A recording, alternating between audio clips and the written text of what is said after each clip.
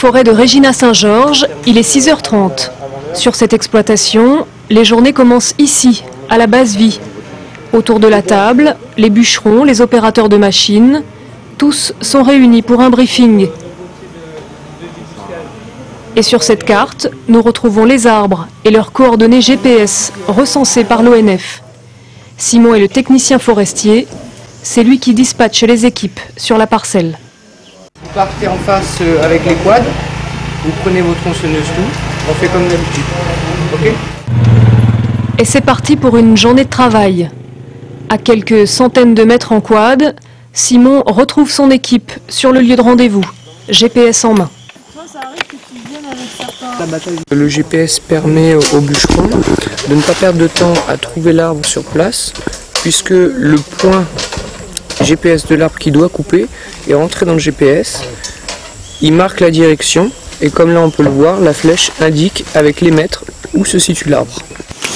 Et cet arbre, le voilà, un grignon franc. Claudio, le bûcheron, prévoit d'en abattre 17 dans la journée. Et même si cet arbre a fait l'objet d'un inventaire, il est de nouveau vérifié. Après cette observation, l'abattage peut commencer.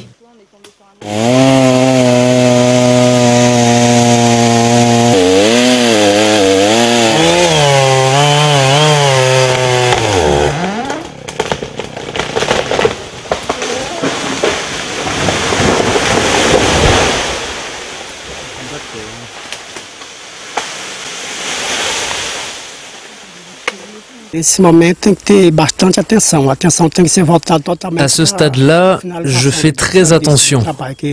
Je dois bien préparer le service pour achever la coupe.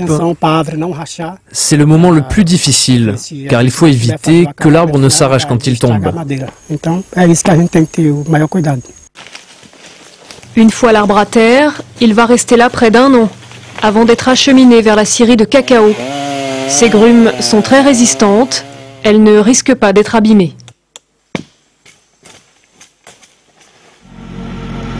Pendant ce temps, d'autres équipes sont chargées d'extraire les fûts sur des zones où l'abattage est terminé. Ici, l'opération est très délicate.